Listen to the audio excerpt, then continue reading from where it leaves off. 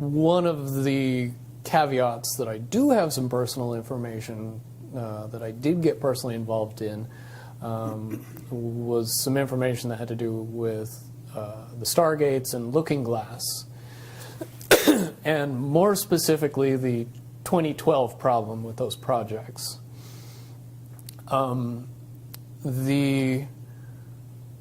I guess, popular opinion of what's out there right now is that the project was shut down because there was a problem when we approached 2012. I've heard it described a number of ways, but to my knowledge, the problem is that the timelines converge on that point in time. And when you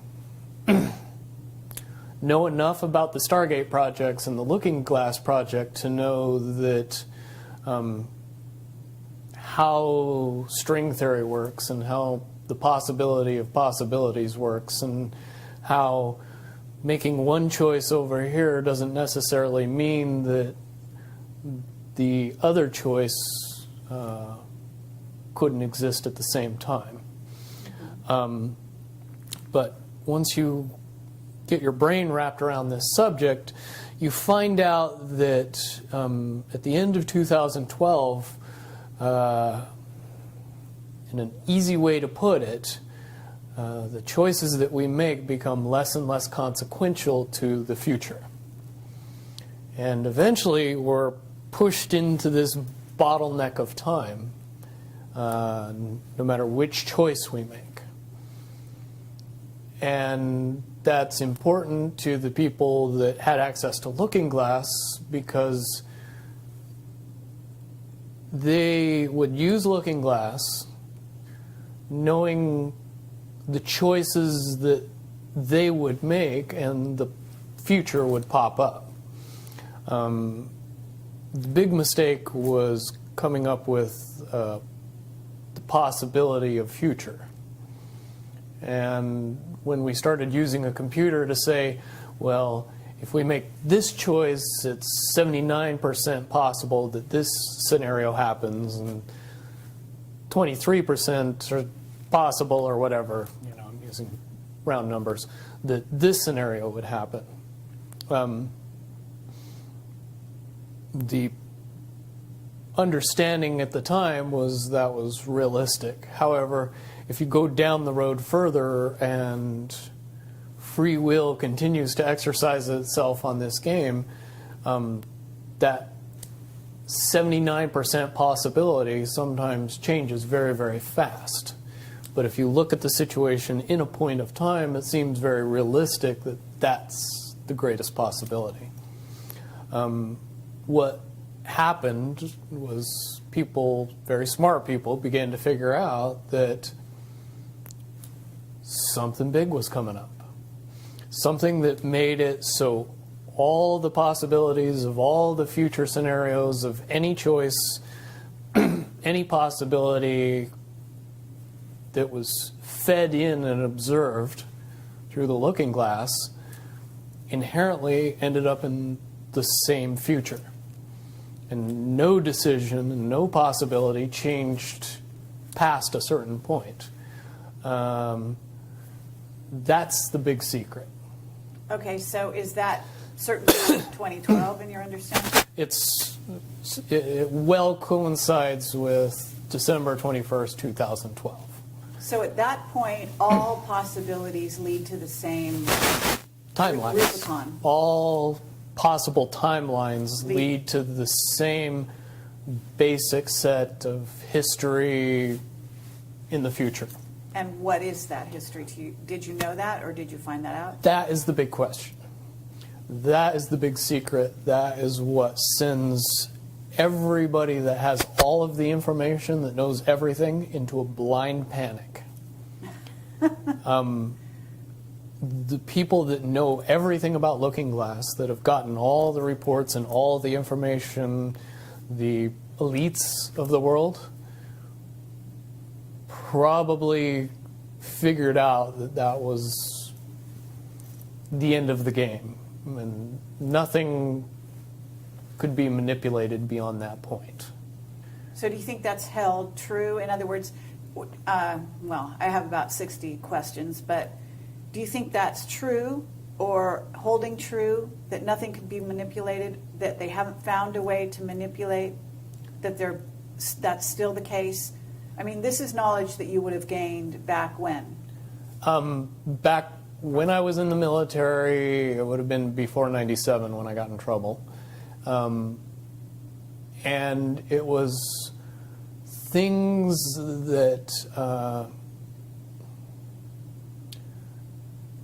one of my particular areas that I was amazingly intuitive about is problem solving / mission planning, or more specifically, taking a bad mission and fixing it, getting So- everybody through and out of it. Troubleshooting an optimum future. Exactly. Certainly knowing how string theory and possible futures works makes it so you can work your mind very quickly to see the reality of what's happening and decide what decisions need to be made to change it for a particular outcome. Okay, but at a certain point you said that even the powers that be, so to speak, realized that having even abilities such as yourself, you're talking about, which they, in theory, had even using a computer or looking glass. Right, and they that. had to use a computer to do it. Right. So in essence, but at a certain point, it's still an end game. It's still, they cannot go beyond a certain point. At a certain point, after they're done hearing the computer tell them, this is what's going to happen over and over and over and over again, all they become focused on is, how do we fix it? Why? What is this that's going to happen? The You know that? inevitable contraction of the timelines. But what does that mean for this reality? Do you know that? I don't know that. What I do know is that I was called in and asked to solve this problem, this timeline contraction problem.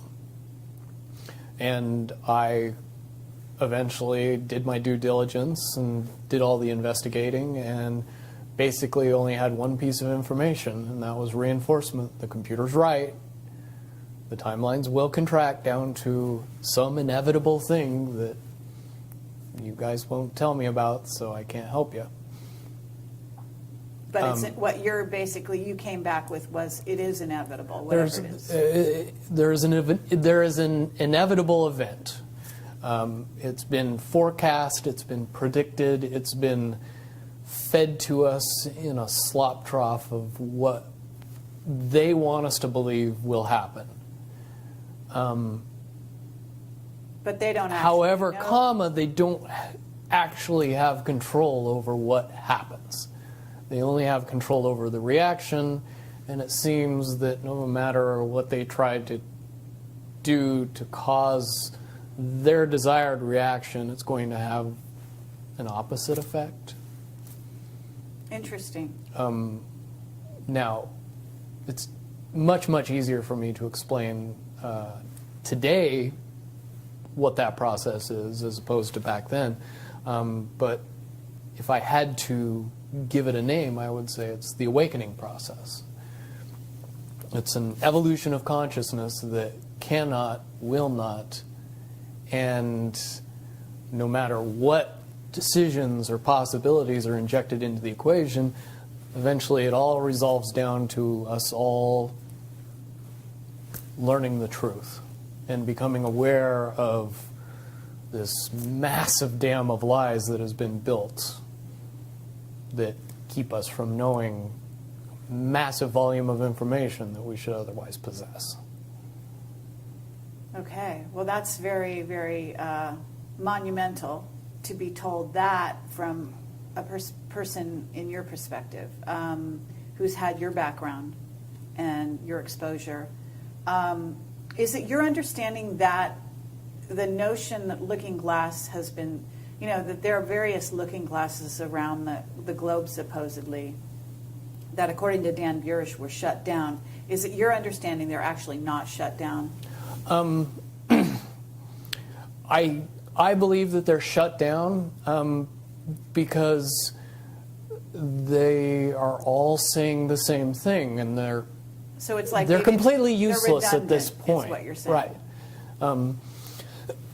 It's like the Wicked Witch, looking into the magic mirror and always getting the same answer. Well, if you were always getting the exact opposite of the answer that you wanted, you'd stop talking to the mirror. And that's essentially what happened with Looking Glass. Is no longer, not only did they not want people to use it anymore because they knew it was just going to burp out the same thing, but at the same time they didn't want anybody else to know what it was saying, I'm sure. Because that they would lose control. Because that information was of a monumental concern when I was in the military about how to prevent this inevitability. Now, at first I thought it was end of the world. Now I see end of the world as end of their world. Well said. Okay. But are you aware, do you know the difference between Looking Glass and the yellow cube? Yes. Okay. And are you aware of what happened to the yellow cube and how it was used and so on? I believe that the yellow cube still exists. I can't say for certain if it's on this planet, but I would say that it's definitely protected from use at this point. Okay, well, that coincides with the testimony we got. Can you also verify that leaders of... But let me say one thing about the yellow book and its differences with Looking Glass. The yellow cube or the yellow book would give you your possible future. Yes. So it took basically the choices that you would inherently make along a timeline and tell you what that timeline would be, given that you made all the choices that your brain would make. Well, this is exactly what I was just going to ask you. What we were told is that leaders of governments and so on, people in high places, politically, would use this to try to see their most optimum future and then follow those. So they were using it to enhance their wealth, et cetera, Yeah. in a very egotistical way. And that was part of the problem with it. And that supposedly one of the specific things we were told had to do with Hillary. Are you aware of any of that? You mean the 2012 prediction for her? Well, will you tell me what you know? I don't have any firsthand knowledge of this. This is all back alley information. But one of the last predictions that was put out by the Yellow Cube was that, for all intents and purposes, and this is just my level of understanding, is that Hillary Clinton would be president in 2012. And when the Yellow Cube is involved, it leads me to question what I know about Looking Glass and string theory along with that. The first question that anybody that knew anything about the process would know is who was using the cube Right. when it made that prediction. If I knew that, then I could tell you why it would predict what it predicted. Wasn't there also an issue with, I'm not sure, but in using the yellow cube, yellow book, however you want to term it, that they actually had to use it through an intuitive who had a high vibration, had to be in the vicinity to, in a sense, be the go-between between the person who wanted to use the cube Right. and the cube itself. Because normally they didn't have the vibration necessary. Correct. And that is a process that would prevent anomalies from popping out in predictions. But it wouldn't completely. No, and I'll tell you why. If it was used properly by somebody that knew how to use it and could eliminate their thought process from the machine's effective use, it would be very easy to get an exact, what future holds. Right. However, anybody that has that ability would inherently know that that information could not be given and would be protected. And that inherent notion would inject something into the yellow cube or the yellow book that would give an inaccurate statement. Just by the person that's using its intuition saying, if I tell the truth, it'll be bad. So the higher levels pick up on that and throw out a different scenario that Right. isn't the truth. It's in a sense the feedback loop gets dirtied somewhere along the line by exposure. And that's why those pieces of technology should have never been used by humanity in its current level of understanding. Because for all intents and purposes, the technology doesn't work right when we use it. Right. I totally get that. Okay, so to get back to Looking Glass and the possible futures that they do converge, and the notion of, is there anything else that you can tell us, that you would want to tell us about that and the rest of the laundry list of sort of information that you had direct exposure to, either for yourself or through someone that you had vetted? The biggest cherry on top of all this conversation would be a synopsis to say that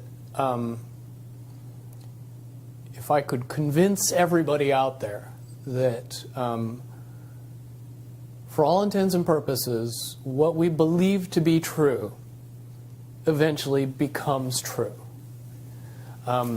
If somebody convinces us that a major disaster is going to happen in the very near future, a major disaster happens in the very near future. If we don't buy into that fear and accept that there is really nothing that we know is going to happen, and accept of whatever happens, that makes the convergence of the timelines happen as naturally as possible.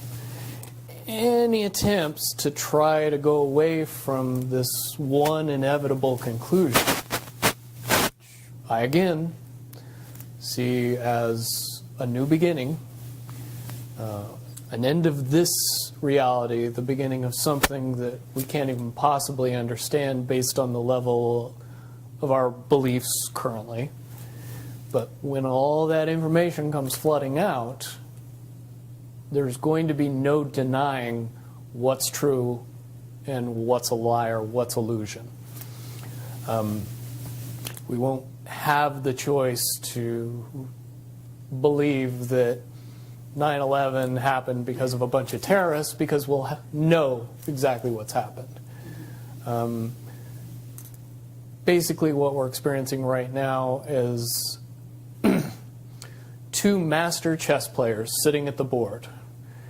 And one of them looks down at the board and sees that he's in checkmate in 7 moves. And he looks across at his opponent, and he knows that his opponent sees it too. So there's no getting out of it. So at this point, the loser can only prolong the game. The game, both players know the game is over. It's only a matter of time before he does this, and then you're forced to do this, and then he's forced to do this, and eventually checkmate. We, as a race, if we could understand that the game is over, that based on the rules of the game, the bad guys have already lost, the good guys have already won. Yes, there's moves left on the table, but those moves are being forced by the player that is going to win. The only way that checkmate can't happen is if the player that's winning makes a mistake. But from all of the information that I've gathered, all of the information that's been given, all of the information that's been vetted to me, it seems pretty obvious that the good guy player on the side of the chessboard knows exactly what has to be done to win the game. And so at this point, any mistake would be all but impossible. But again, you really have to understand the game to know that the guy that's losing is lost. And I'm sure most people sitting watching a chess match between two advanced chess players know the game's over long after the two players know it's over, because they can't see the board and see that there's only 7 moves left. Okay, but when we come to this convergence, and again, you've seen, or the looking glass has seen, up to that point. Now, let me say why I believe that it comes down to one inevitability, is because I was entrusted in getting it down to 2 possibilities. And I've heard both of those possibilities talked about in massive proportions, the good and the bad. Okay, do you want to talk, so can you, in one sentence, say what the good was and the bad was, or are you able to do that? To most easily put it to people, I suppose. One scenario is what most people would understand to be ascension, or an evolution of consciousness that brings us out of the cocoon and turns us into a butterfly. Timeline 2 is some kind of major global catastrophe that drives most of us underground and leaves a few of us on top to fend for ourselves. Very well put. Okay, so I would imagine, and you can... But I would also like to point it out that they call Timeline 2 Timeline 2.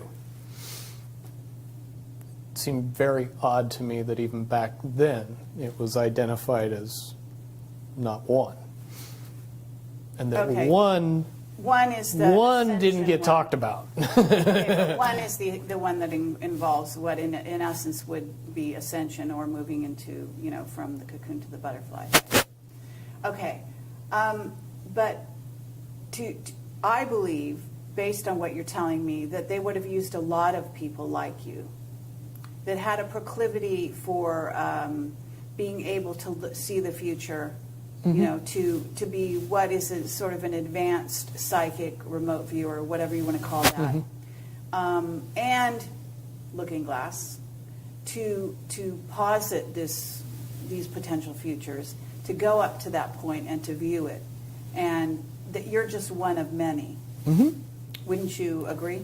I would agree. And back in 1991, when I began my little adventure in the military, I would say that it was pretty obvious that there wasn't very many of us.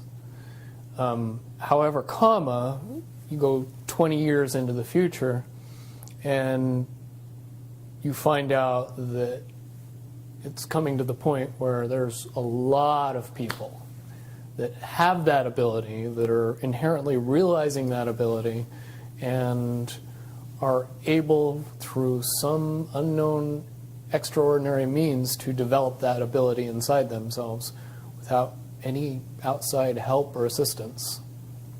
And it's quite obvious that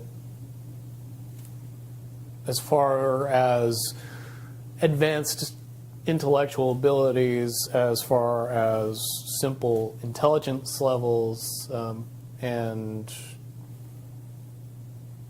cognitive skills of the human race has increased exponentially in the past 20 years. And people that were 10 years old in 1991 are now 30 years old and fully awake and conscious of this burning inside that says, I am a lot more than what I see in the mirror. Absolutely. Okay. I do have a question in regard to what the military-industrial complex has been working on. Because with the knowledge that you say they have, assuming that they have this level of knowledge that you're talking about, right? Mm-hmm. In other words, of the timelines converging and the fact that there was going to be something. Mm-hmm. And I don't know if you saw the movie or the TV show Fast Forward. I mean, mm-hmm. but there's been so many possible, scenarios in that regard. But one of the things that goes on is they are very busy building underground bases, supposedly underground cities. And so they seem to be hedging their bets for the negative timeline. Mm-hmm. And putting their emphasis there. Mm-hmm. And would you say that that is because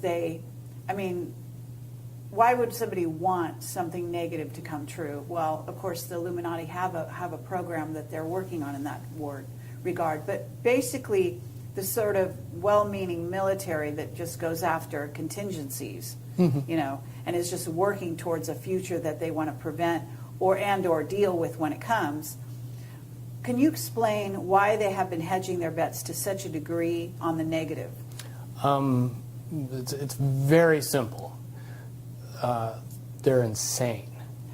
And beyond insane, they have literally deluded themselves into believing that they can somehow manage to get away with what they're trying to get away with.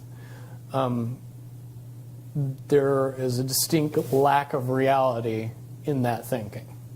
Okay, what about the notion that CERN, for example, is engaged in trying to beat that game, as you call it? I would say, look at the problems CERN has had. The crazy little things that have kept that project from moving forward.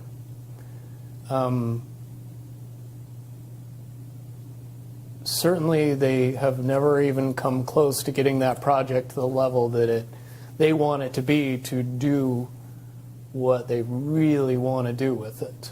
Okay, well, what about the notion that that's the party line, that they haven't been able to do so?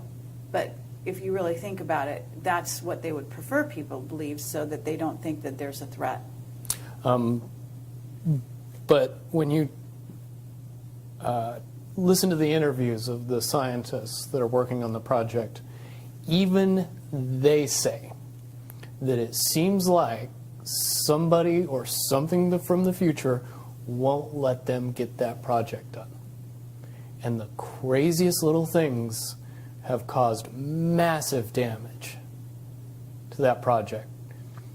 And when you get the foremost thinker in string theory saying, yeah, I don't think we're going to do it because I don't think fate wants us to do it, that says something about a scientist.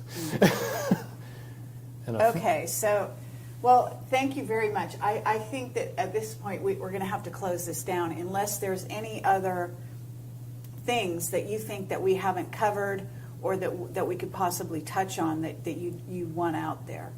No, I don't think we'd get any further tonight. Certainly, from what I know, the questions will come out and be more than happy to do a live feed after that and answer any questions that anybody comes up with from this interview. Wonderful. All right.